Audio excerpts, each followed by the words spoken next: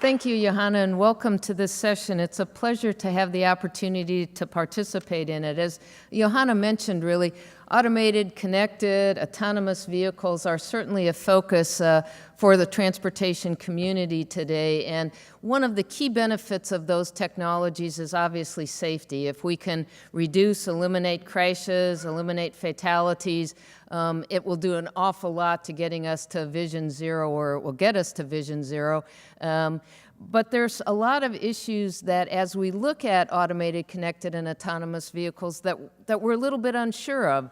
And so how we move into the future and make sure that those types of technologies have a benefit in addition to the safety benefits and help us enhance livable communities, active transportation, transit ridership, increase transit ridership, and don't detract from transit.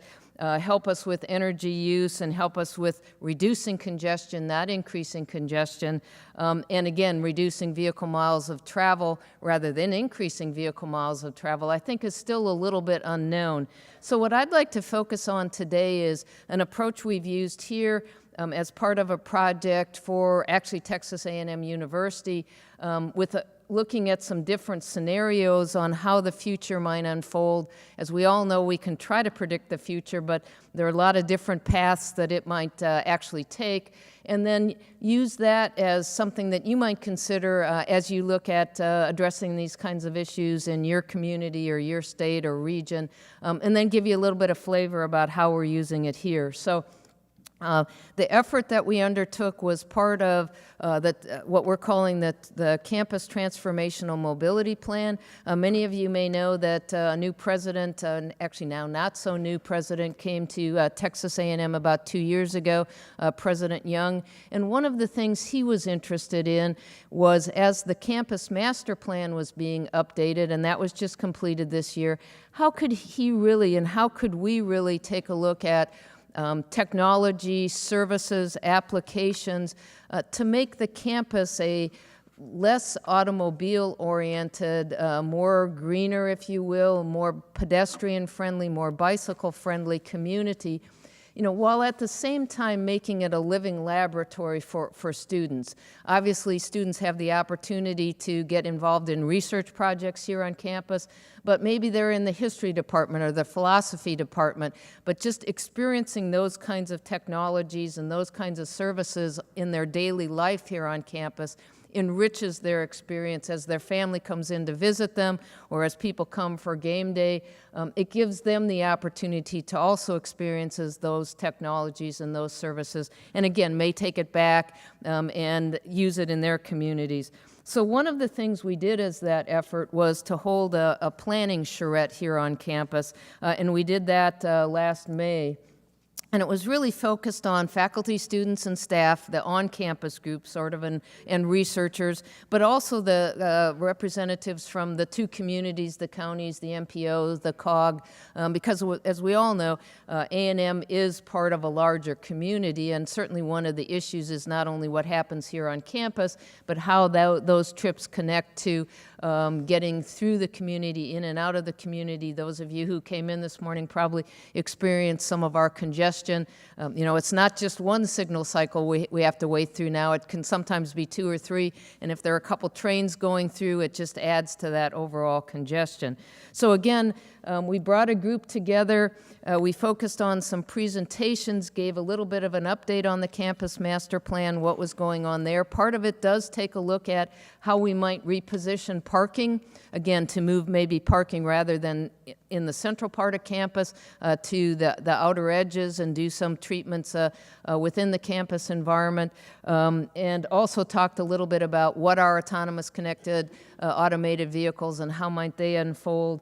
Broke into little working groups around 4 scenarios that I'll talk about in a minute, and then came back together and discussed the sort of input from those different working groups and how we might use that input to move forward. So the scenarios in the charrette was really focused around sort of 4 different alternatives, and I'm sure you've heard these discussed in different venues, but the idea is that you can have different levels of technology and driver or driverless. So in this case, we used one that the driver was still in control. I'm still driving my car, even though it may be a lot smarter. Or a second option where it's totally driverless. I can sit, I can sleep, I can read, I can do other things. And then two different levels of vehicle ownership. One, we all continue to own our own vehicle, whether it's driving itself or not. And then two, this idea that we may be moving more toward a shared mobility option, and we don't all own our own vehicles. We share them on a much more regular basis. And so there were 4 different alternatives based on those sort of 4 quadrants. So one was private. We continue to own our own vehicles, but they're a lot smarter. We built on that a little bit with a smarter infrastructure, which we are developing here in the Bryan College Station area. So traffic moves better, there are less crashes, there's less congestion. We would increase, obviously, the bus service. We'd have more shared services. We'd have more bicycle and pedestrian friendly. The second option, sort of in that same stream, was that again, there are still driver in the vehicles, but they're more shared vehicles, and we also have more shared services. We enhance the bicycle pedestrian network, and we enhance the transit services.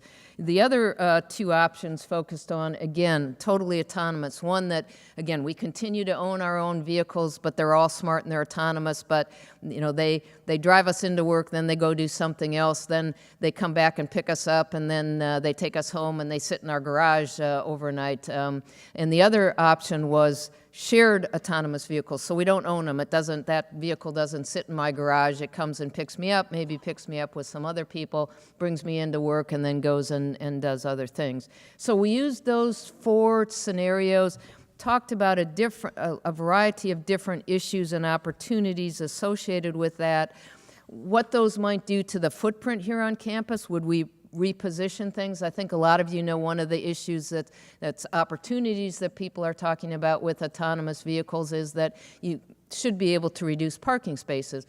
You may need more drop-off and pickup, but what might that look like in terms of the footprint?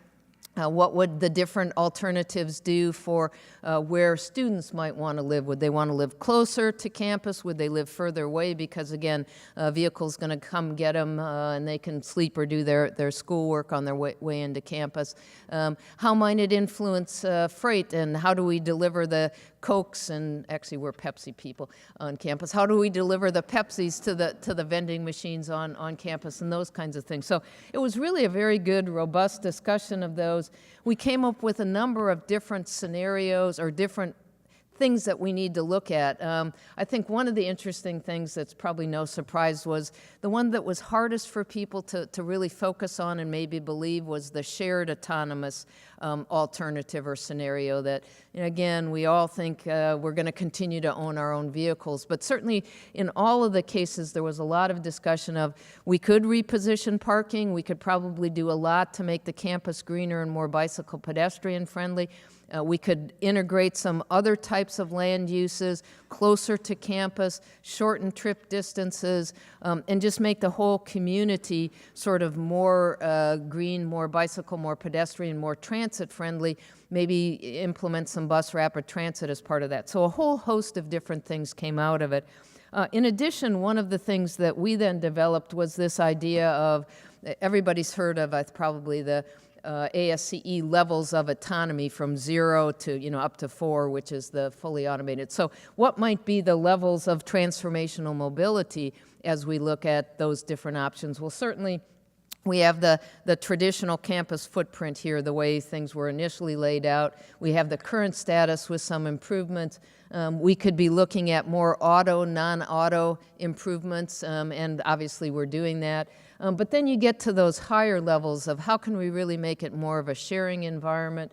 How can we make it more of a mobility-centric? And then ultimately, how do we make it person flow first? And a lot of that has to do with, the typical kinds of things we've always been looking at recently. Do classes all have to start at 8:30, or could we stagger them a little bit?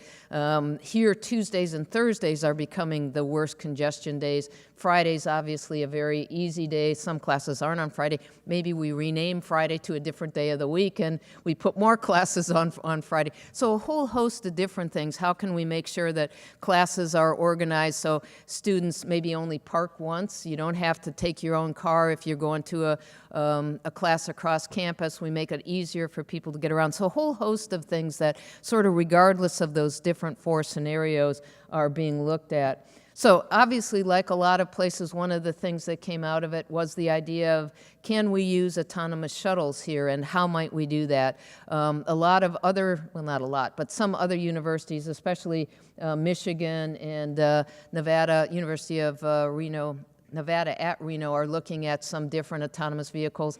On-campus shuttles. I think a lot of you know there are other activities with Easy Mile and Autonomy and some of the other companies that are developing those types of technologies. Certainly looking at those and testing them in a campus environment is a logical way to move forward with some pilots and then moving them out to deployment. We're also doing some homegrown things here on campus.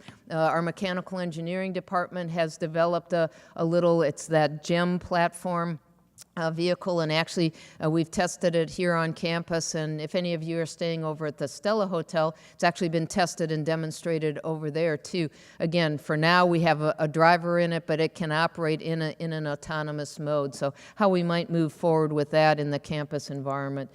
Certainly more smart bicycles. Like every place we have a bike share program on campus, but how do we integrate that? How do we make it more part of the community? How do we make sure that it's not just here on campus, but that if you're riding throughout the community, there are bike paths and easy ways to cross the street? One of the things that we've demonstrated was, the Dutch Junction, which is over on the other side of campus, with some glow-in-the-dark paint that bicyclists use at night. So it's kind of a neat example. Again, one of those that provides an example to students on how they might make use of different kinds of approaches. And then certainly looking at sort of flexible infrastructure. You know, everything doesn't need to be operated the exact same way 24/7, 7 days a week. And we've really experimented a lot with that with game day. You know, in game day we have 120,000+ people come in for the game at Kyle Field. A lot of those people don't even go to the game. They tailgate, they do other things. We've got some contraflow, we've got extra bus service, we've got all kinds of additional things on game day that, how could we integrate some of those things into what we do on a daily basis? So things like maybe you look at flexible bike lanes, or maybe you even look at creating plazas sometimes that pop up and then go away. So a variety of different approaches.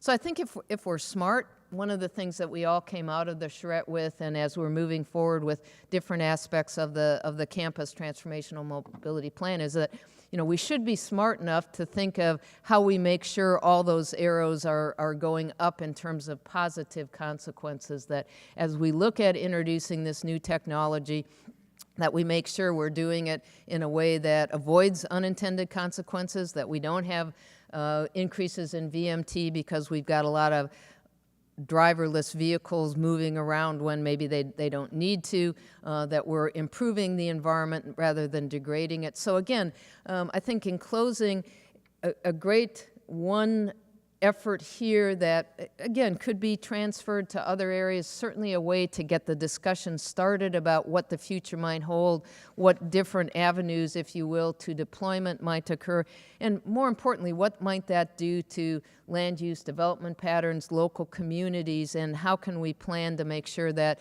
we take advantage of that technology for maximum benefits rather than negative unintended consequences. So with that, I'd be happy to answer any questions that you might have, burning questions. If not, we'll just hold the discussion to the end, and look forward to, I think, the other presentations, and then opportunity to get your thoughts, ideas, and feedback on those. Johanna.